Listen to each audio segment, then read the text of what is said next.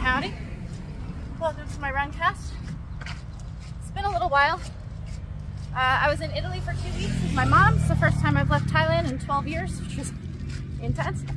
It was great. Love being with my mom. So, welcome back. Welcome to training, all that.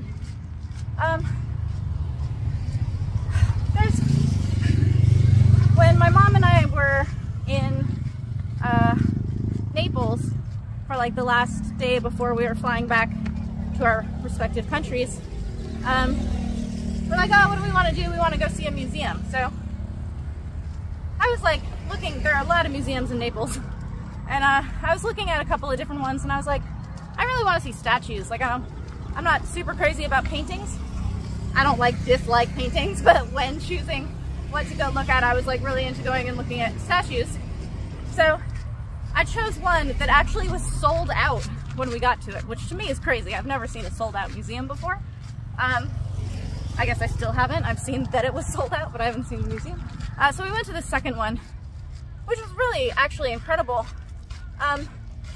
So my mom and I were in Naples before we did this like dip into the south of Italy. We spent most of our time in the south of Italy. So we were in Naples twice, and the first time we were there, we had gone to the Herculaneum, which is the kind of like other Pompeii.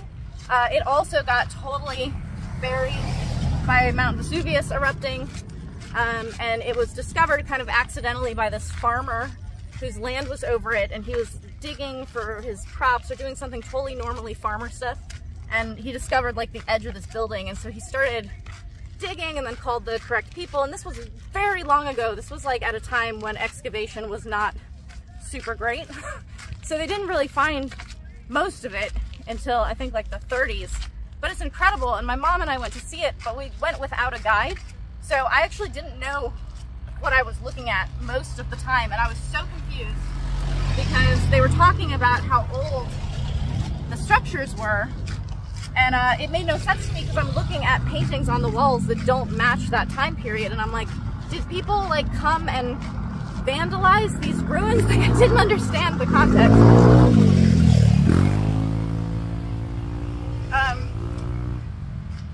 But then going and looking at this museum, it totally filled in a bunch of that context. So the Herculaneum city, where there are all these like skeletons in the bottom, which is the only part that I kind of understood.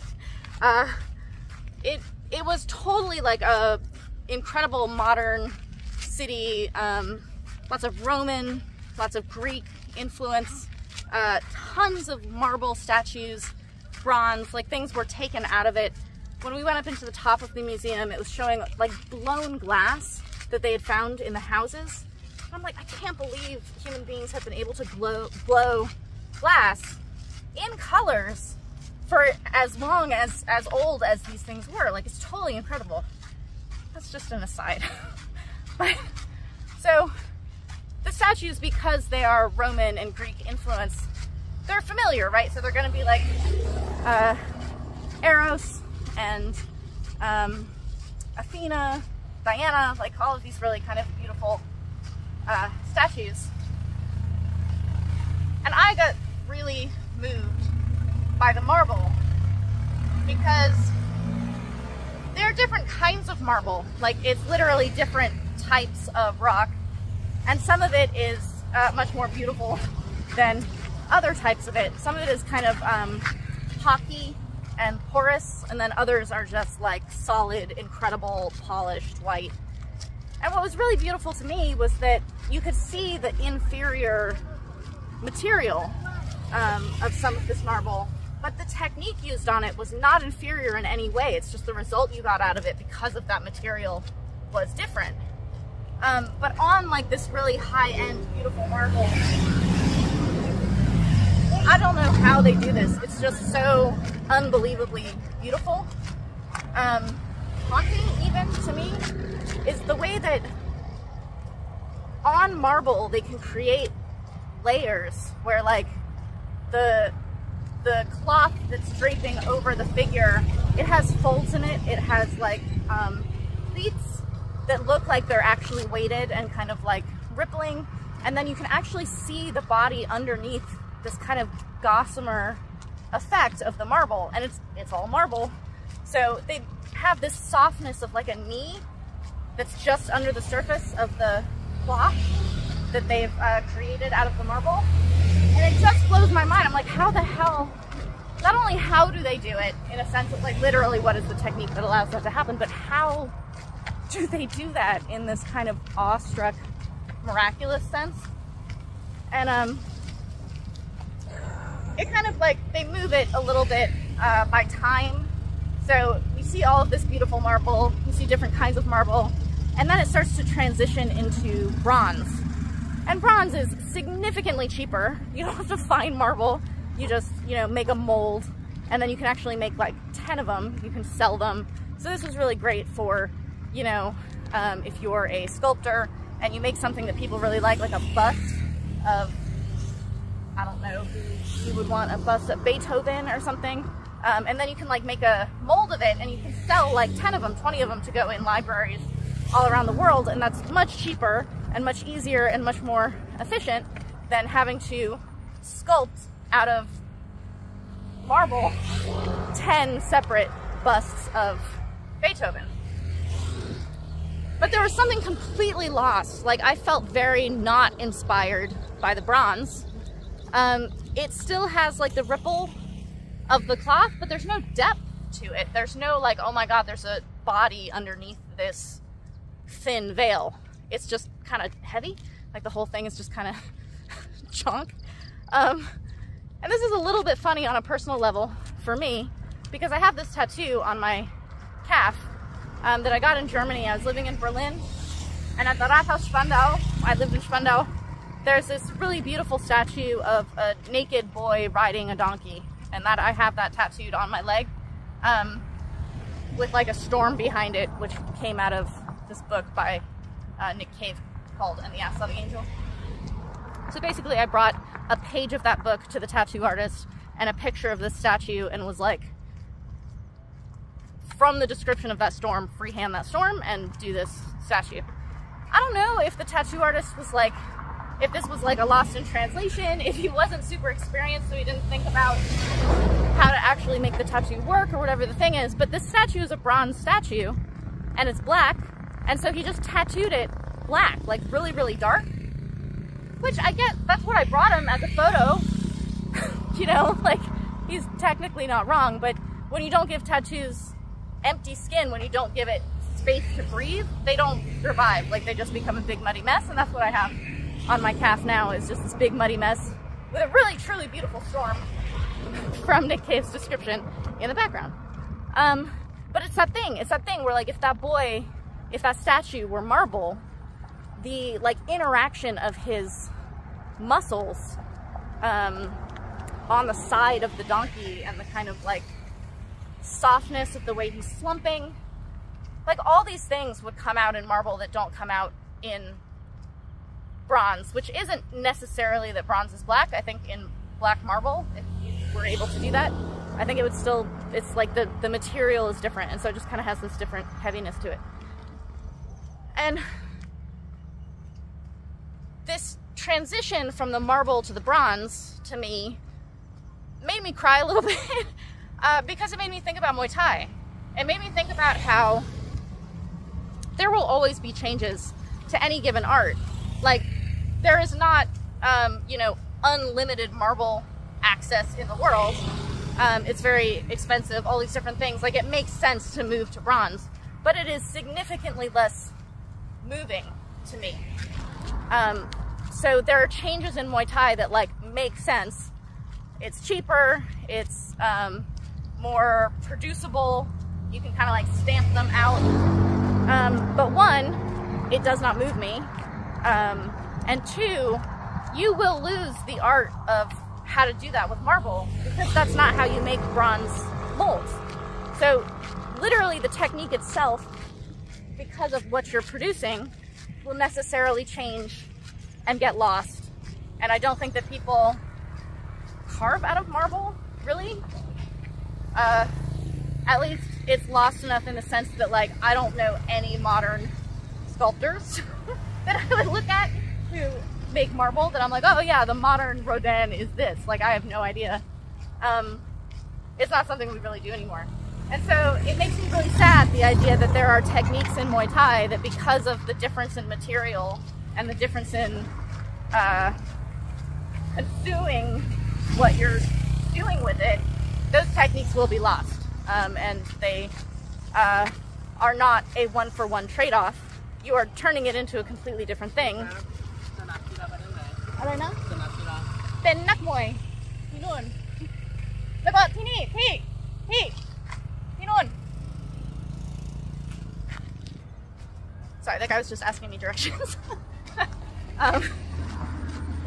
So, yeah, that makes me sad.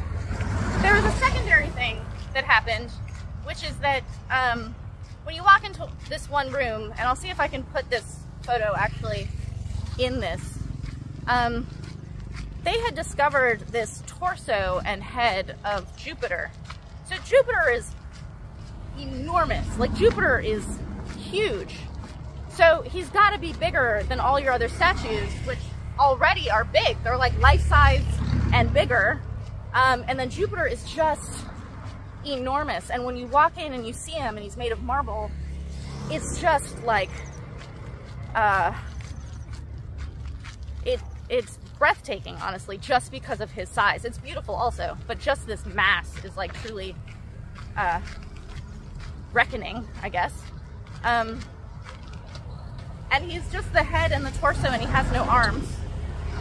And when I was reading the plaque was saying that because marble was so expensive and so heavy, oftentimes when they would make like a full image, what they would do is they would only make the head, a little bit of the body, and maybe the exposed arms out of marble, and then everything else would be painted wood, and like you'd drape it with cloth. In Thailand, you will see images of the Buddha draped in cloth. Like, so there is this kind of multimedia thing that I'm used to seeing, which is you have this statue and then you dress it. The difference being those are finished statues here in Thailand, and then you dress it with robes and, you know, sacred cloths and things like this. Whereas that was like a cost-cutting thing to do, was to like just make the parts that are going to be exposed, and then the rest of it is wood and cloth to kind of like fill it in. And so Jupiter would be like seated on a chair, and you'd see his head and his torso, and they said he had arms that they, I guess, never recovered or were too damaged for them to present anymore, and the rest would be covered in cloth.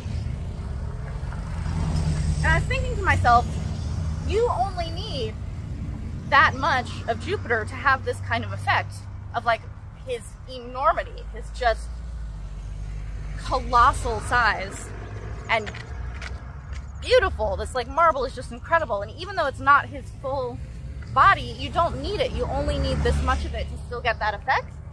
And I was thinking, Muay Thai is like that. Like, you don't need the whole thing to be marble. Like, you don't need to maintain everything in this like, oh my god, we're gonna go all out and make the entire enormous Jupiter body out of this marble. You only need certain parts, and those parts, especially these parts that were visible of Jupiter, are really, ironically or unironically, the parts of Muay Thai that are important in order to make it that stunning Muay Thai, which is Ruup. It's the head, it's the torso, and like a little bit of the limbs, but really it's just this kind of like center part.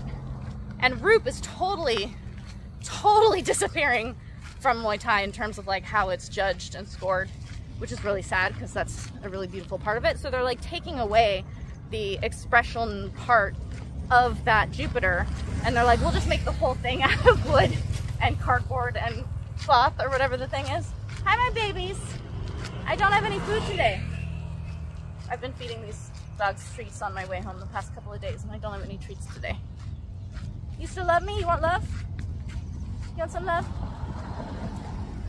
I met these guys when they were so tiny, and now they're so big. Yes, why are you walking through crazy to come see me? Come over here. Why are you walking through that? So this one's the biggest. She's the biggest baby, and she's sweet, and she likes to jump up. And this is Mama Dog. Come here.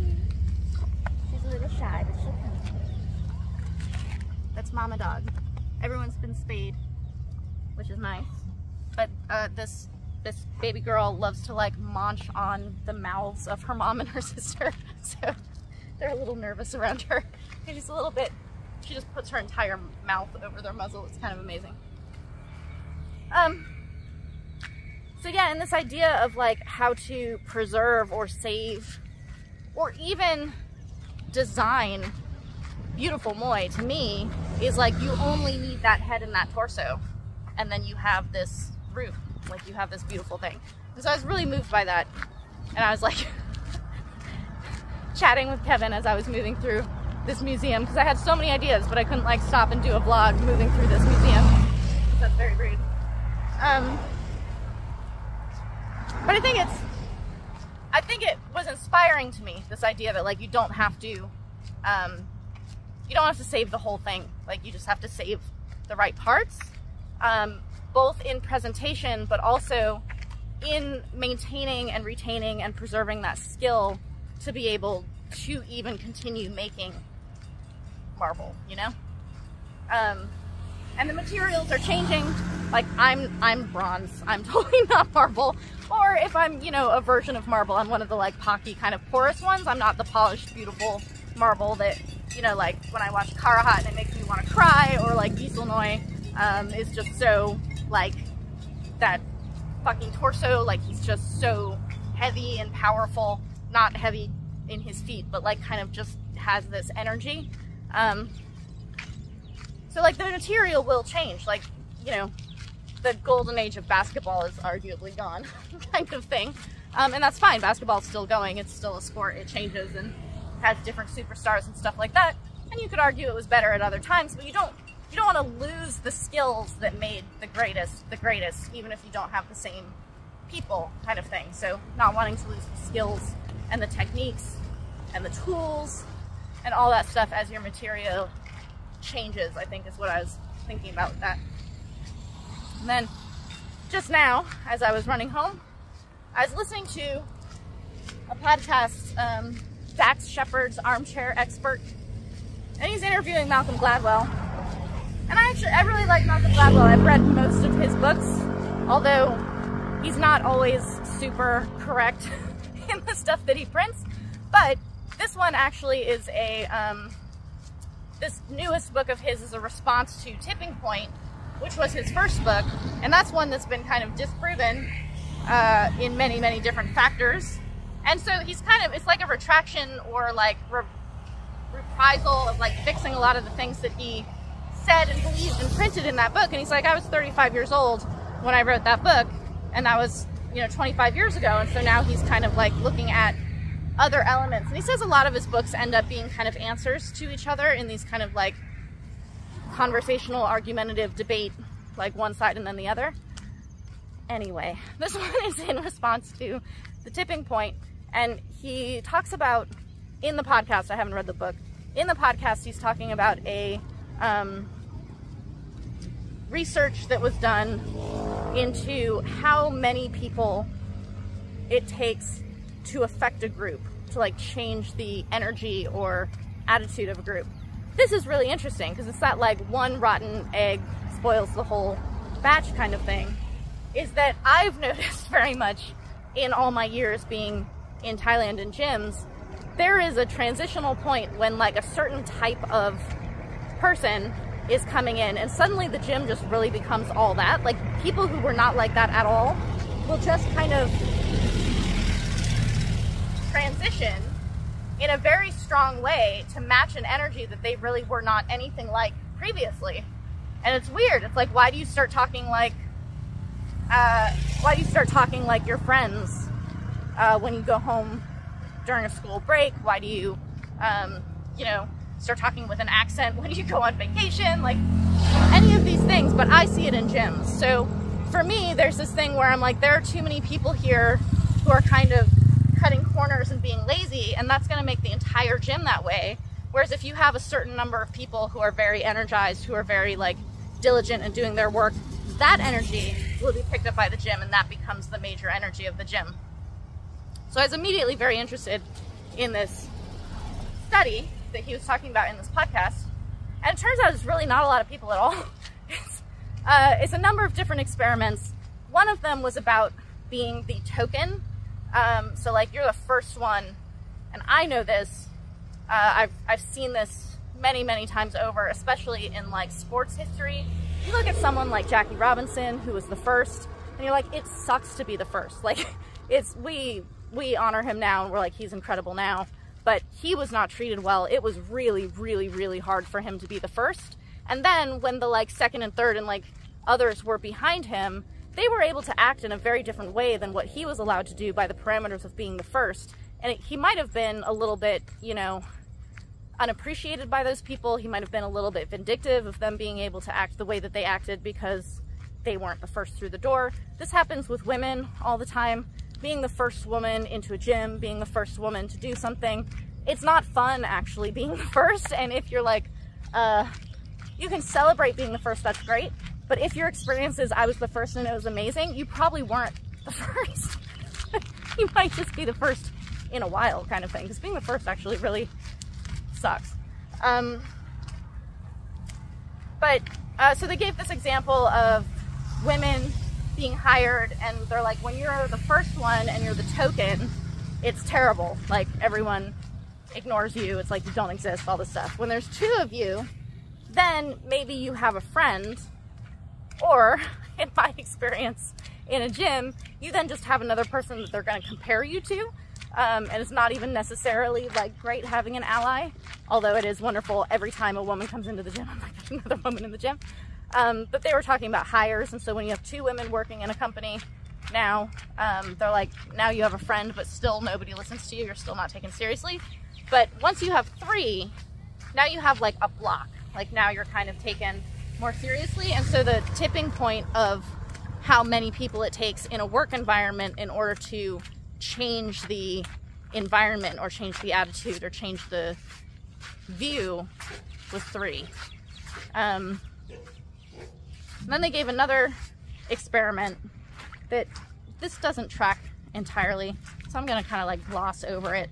But basically it was like, how many people does it take to affect people's opinions? And they had this experiment where like they'd show you a face, just a face, and you'd be paired with someone, and so you just have to give a name to the face, right?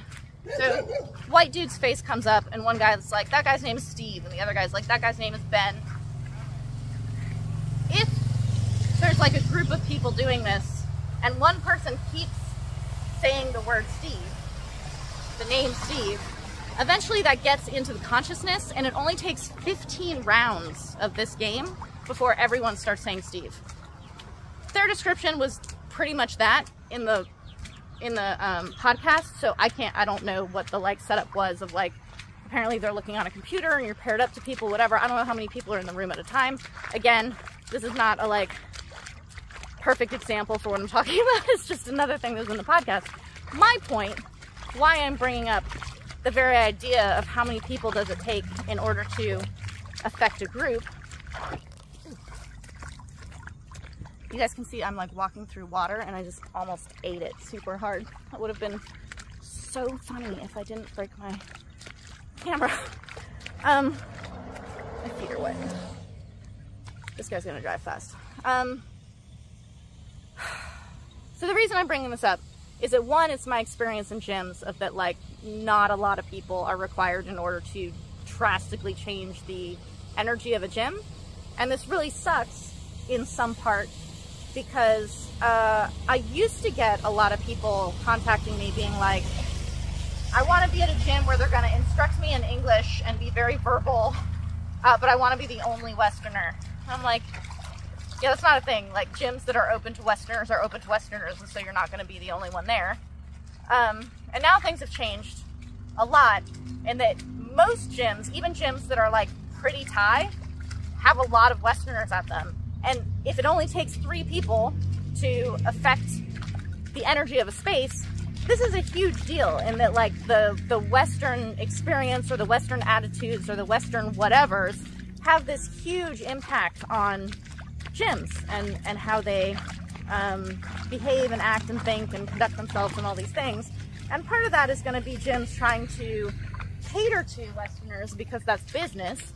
And then part of that is just going to be that you're like kind of a majority now.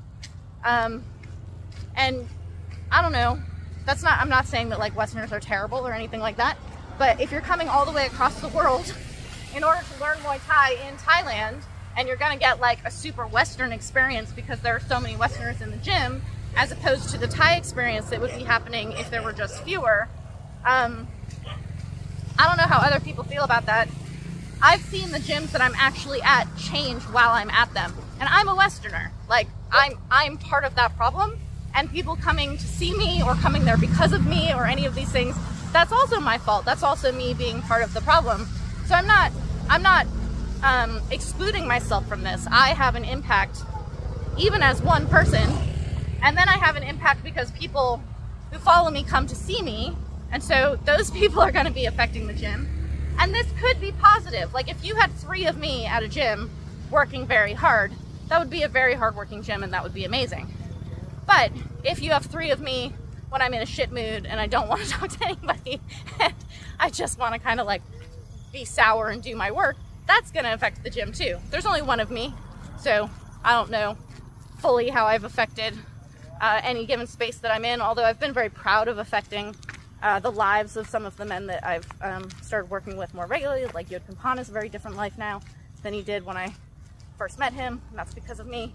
And then also I've like come back to the gym after training with, you know, someone for the Muay Thai library, and I'll be doing something that I was taught, and the gym will be like, oh yeah, like I remember having to do that when I was training, when I was a fighter, and they'll pick it back up and they'll start doing it. So that's a kind of effect that I'm very proud of, and that's like a 1-for-1 thing. So that's kind of cool. But Jesus, I'm going off on all kinds of side things here. The point of how many people it takes to affect is not only the gym, but it's also that this must be the case in terms of like entertainment Muay Thai affecting overall Muay Thai. There is still much more real Muay Thai in Thailand than entertainment Muay Thai because of the provinces. Like there's still 5-round real Muay Thai happening all over Thailand every day, all the time. This is fantastic. That said, the majority of Muay Thai that's on TV, like the majority of televised Muay Thai, is now entertainment Muay Thai. And it doesn't even take a majority, it takes 3, is what they were saying, to have an effect. And then in this thing with the like naming the face, it only took 15 rounds in order to get the whole group to agree on something. So this repetition, even if entertainment Muay Thai is not the majority, even if it's like 3 shows a week and there are like 8 shows of real Muay Thai a week, it's still gonna have like a pretty big effect. And so for me, I guess that point is just this thing about like, oh, well, why do I make such a big deal about this? Why do I talk about this all the time? Like, just don't watch it. I don't watch it. When I made a vlog answering why I don't watch it, because people directly asked me, people totally complained about me saying that I don't watch it. So even resisting watching it apparently is a problem. But it's this thing where like, Kevin and I actually don't have a problem with entertainment Muay Thai as a thing, if it's one of many flavors. In the years that we've been in Thailand, there have been some amazing different attempts at different flavors over those years. Thai's come up with some really interesting, weird stuff to be like it's kind of gimmicky, but it, you know, it gets people's attention for a while. They do something different. Thai fight was this. Like, Thai fight was a very different thing that picked up and got really big, and probably is one of the most recognized forms of Muay Thai internationally. And then as an answer to Thai fight, Max came to be, and it was like the inverse of Thai fight. It was basically like, let's have Westerners beat up on Thais instead of in Thai fight, as Thais totally beating up on Westerners with much less experience. And so these are just like different flavors, and they were all just in the mix of like Muay Thai. Like there was tons of Muay Thai happening, Channel 7, all the stuff that's been going on for decades was still all just happening. And then you'd have these weird like little attempt pockets happening, and it was just like different flavors happening. That's changed now. Like that's changed because it's no longer just different flavors appearing.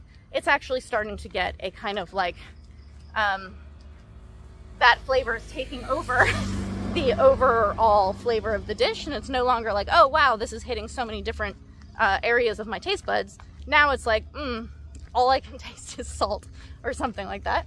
And so that's the point of my concern, I guess, or my irritation to the rise of entertainment Muay Thai, is that it is starting to have much more effect than I think its benefit allows, or that I think it's due. But yeah, so starting with marble statues in Naples, and ending with Malcolm Gladwell on a podcast. Thanks for hanging out on my runcast. I have to get home. My feet are completely soaking wet now, and I'm very uncomfortable. But that's just how it is at the end of my day. All right, talk to you guys later.